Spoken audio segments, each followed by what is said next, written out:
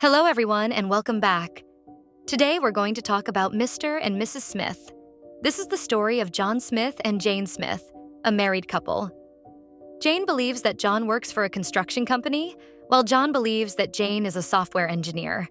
However, both of them are hiding the truth about their dangerous professions from each other. But when the truth finally comes out, their lives take a dramatic turn. So, without wasting any more time, let's begin the story. At the beginning of the movie, we see John and Jane visiting a marriage counselor. Both of them are complaining about each other, and it's obvious that neither of them is happy with their marriage anymore. Their relationship has become so dull that they can barely remember when they got married. The counselor is shocked when she learns that it's been years since they were physically intimate. She can't understand why they haven't divorced yet.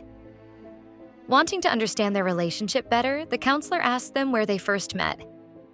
The story then flashes back to Bogota, Colombia. John is staying at a hotel when the police suddenly arrive. They have received information that something suspicious is about to happen, so they begin questioning everyone inside the hotel. The officers allow couples to leave without any trouble, but they stop people who are alone. Realizing this, John quickly looks for a woman so he can pretend to be part of a couple. At the same time, Jane is facing the exact same problem. She also starts looking for someone to pose as her partner. That's when John and Jane notice each other. The two begin talking and pretend to be a married couple in front of the police. Fortunately, the officers believe them and let them go. As they spend more time together, they begin to enjoy each other's company. They continue meeting after that day, and before long, friendship turns into love. Just a month and a half later, John and Jane get married. At first, their married life is wonderful, and they seem very happy together. However, as time passes, both of them become completely absorbed in their work. John tells Jane that he works for a construction company, while Jane tells John that she's a software engineer. Because they're always busy, they slowly lose interest in each other. Even when they talk, it feels like they're only speaking out of habit instead of genuine affection. One night, while they're asleep, Jane receives a phone call. After answering it, she quickly gets ready to leave. John asks where she's going at such a late hour. Jane tells him there's an emergency at work and that she has to go to the office immediately. John doesn't question her and lets her leave. However, instead of going to an office, Jane arrives at a hotel and enters a man's room. At first, it appears as though she's a call girl, but within seconds, she reveals her true identity and assassinates the man. This is when we discover that Jane is a highly skilled contract killer working for a secret agency. She has been lying to her husband about being a software engineer. Meanwhile, we see John gambling with several men. As soon as the game ends, John pulls out a gun and effortlessly kills all of them. Now it's revealed that John is also a highly trained assassin working for another secret organization. He has been lying to Jane as well. Neither of them knows the other's true identity, and both continue living together while hiding their dangerous double lives. One night, while John and Jane are sleeping, John's phone suddenly rings. After answering the call, John tells Jane that there's a problem at one of his construction sites in another city. He says he has to leave immediately and may be gone for a few days. Jane believes his story and John leaves the house. However, instead of going to a construction site, he arrives at his agency's headquarters. There, we learn that John works for a secret organization as a highly skilled assassin. His next assignment is to eliminate a man who is being transferred from one location to another because he could become a serious threat. John accepts the mission without hesitation. At the same time, Jane also receives a mission from her own agency. She is ordered to eliminate the very same target before he reaches his destination. Without wasting any time, Jane heads to the location. After arriving, she plants explosives along the road so she can stop the convoy if necessary. She then climbs to a high vantage point with her sniper rifle and carefully watches the entire area through her scope. A short time later, the convoy finally arrives.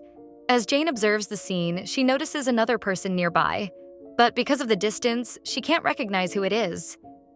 That mysterious person is actually John. Jane has no idea that it's her own husband. Meanwhile, John also prepares for the mission. As both assassins get ready to eliminate the target, they unknowingly interfere with each other's plans. Jane becomes suspicious of the unknown shooter and opens fire. Fortunately, John is wearing a bulletproof vest, so he survives the attack. Instead of firing at the target, John returns fire toward Jane. The explosion caused by Jane's explosives destroys her sniper position. At the same time, the security team realizes that the area is under attack. They immediately turn the convoy around and escort the target away safely.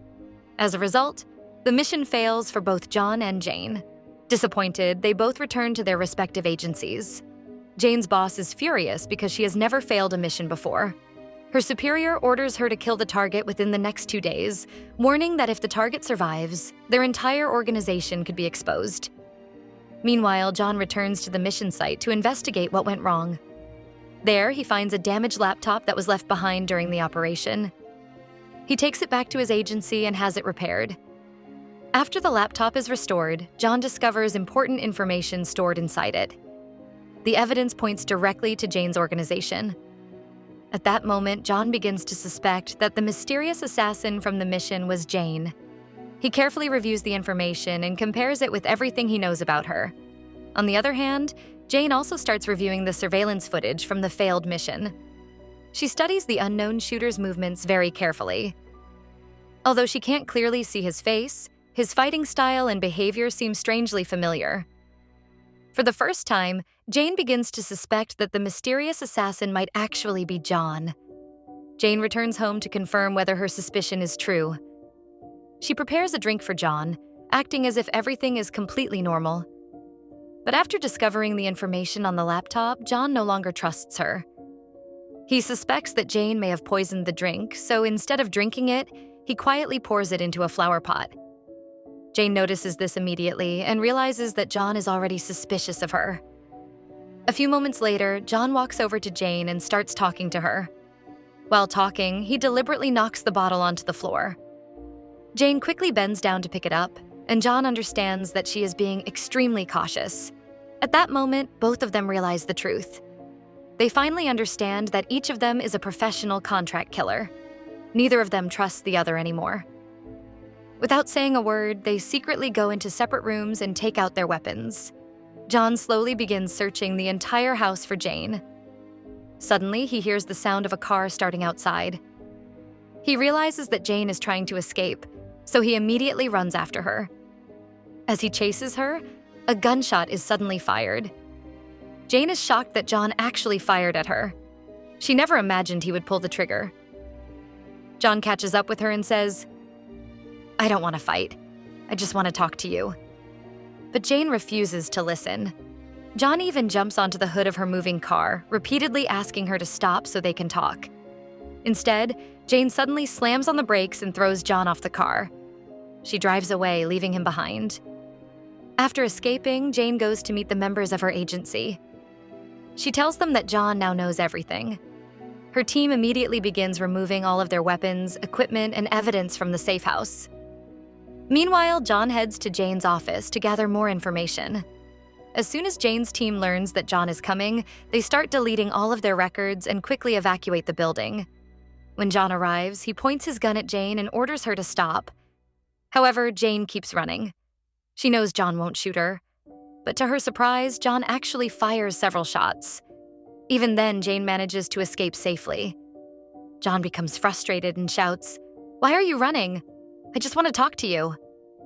But Jane disappears before he can catch her. After searching through the office, John finally uncovers more information about Jane's organization and discovers the location of another one of their offices. The next day, John goes there. As he rides the elevator toward the office, Jane notices him through the security cameras. She immediately stops the elevator and contacts him. Jane tells him, "Go back. Leave the city if you want to stay alive." John calmly replies, "I'm not leaving. I don't want to fight you. I just want to talk." Jane answers, "It doesn't matter to me. We control this entire building. If we want, we can drop this elevator at any moment." John simply smiles and says, "I don't think you'll do it." A few seconds later, the elevator cable is cut, and the elevator begins crashing downward. Jane is horrified. She never ordered anyone to do that. She desperately shouts, "Why did you do that?" She rushes downstairs, fearing the worst. When she reaches the bottom, she sees the elevator completely destroyed. Believing that John is dead, she is devastated. Feeling heartbroken, Jane goes to the same restaurant where they used to spend time together. She sits there alone, thinking about John with tears in her eyes. Just as she picks up her glass, someone gently grabs it and begins pouring her a drink. Jane looks up and is overjoyed to see that John is still alive. The two of them begin talking. After a while, they even start dancing together. As they dance, Jane says, "If you had been a little more responsible, our marriage would never have reached this point. You knew who I was from the beginning, and you only married me to gather information about me. I trusted you, but you betrayed me." John replies, "I thought you were just a software engineer, but now it feels like you deceived me too. You gathered information about my agency and put my entire organization at risk." The argument continues, and eventually Jane becomes upset and walks away. John follows her. A short time later, both of them return to the house they once shared. As soon as they enter, Jane says, "My agency has given me 48 hours to kill you. If I fail, they'll kill me instead." John sighs and replies, "My agency gave me exactly the same order." After hearing this, the two of them begin fighting. Since both of them are highly trained assassins, the fight is intense and evenly matched. As they continue fighting, they completely destroy their house. Furniture is smashed, walls are damaged, and almost everything inside the house is reduced to rubble. Finally, both of them pull out their guns and point them at each other. Neither of them truly wants to pull the trigger. After a long moment of silence, John slowly lowers his gun. He says, "I could never shoot you. I had plenty of chances before, but I never wanted to hurt you." Hearing those words, Jane realizes that John truly loves her. She lowers her weapon, walks toward him, and kisses him. John kisses her back. After being apart for so long, the two finally reconcile and confess their love for each other. Just then, the doorbell rings. When they open the door, they find their neighbor standing there with a police officer. The neighbor says they heard loud noises and thought something terrible had happened inside the house. John smiles and replies, "We were just doing some home renovations." Everyone laughs, and the police officer and the neighbor leave. After they go back inside, John and Jane begin talking honestly about their real professions for the very first time. However, they have no idea that both of their agencies have already decided to eliminate them. Believing that the couple now knows too many secrets, the agencies send their best assassins to kill them both. A short time later, the agencies send a team of elite assassins to eliminate both John and Jane. Without warning, the assassins open fire on their house. John and Jane immediately grab their weapons and return fire. Using all of their training and experience, they fight their way through the attackers while making their way outside. Just as they escape the house, a massive explosion destroys the entire building behind them. Seeing their home reduced to rubble only makes them angrier. John then says, "From now on, we won't hide anything from each other. I don't want to keep any more secrets." He decides to tell Jane everything about his past. John admits that he had actually been married once before, but it happened while he was drunk, and he divorced her soon afterward. Jane laughs and says that nothing like that ever happened to her. She then reveals another secret. The man who played her father at their wedding wasn't her real father at all. He was simply an actor she had hired for the ceremony. Hearing this, John is completely shocked. Later, the two visit John's trusted friend, Eddie, to find out why every agency is suddenly trying to kill them. Eddie explains that both organizations believe John and Jane know each other's classified information. Because they're husband and wife, the agencies fear they could expose important secrets, so they've decided that the safest solution is to eliminate them both. Eddie also reveals that someone even offered him money to kill them, but he refused. He tells them that the only way to survive is to capture the man both agencies were originally targeting and learn the truth from him. John and Jane agree with the plan. They locate the target, capture him, and force him to explain everything. The man tells them, "I was never the real target. Your agencies wanted the two of you dead. They knew you were husband and wife, so they assigned both of you the same mission. They expected the two of you to run into each other and kill one another. When that didn't happen, both agencies decided to finish the job themselves. After hearing the truth, John and Jane finally understand everything. John says, "They're hunting us now, so it's our turn to hunt them." The two head to a weapons warehouse and load up with every weapon they can find. Soon afterward, the assassins locate them and a massive gunfight begins. John and Jane fight side by side, proving why they're considered two of the world's deadliest assassins. One after another, the attackers fall. Their teamwork is flawless, and they eliminate every enemy that stands in their way. By the end of the battle, the area is covered with the bodies of the assassins. At last, John and Jane know that no one is left to come after them. Sometime later, the couple returns to their marriage counselor. This time, everything between them has changed. The counselor asks Jane, "On a scale of 1 to 10, how would you rate your physical relationship with your husband?" Jane smiles and replies, 10. And with that, the movie comes to an end.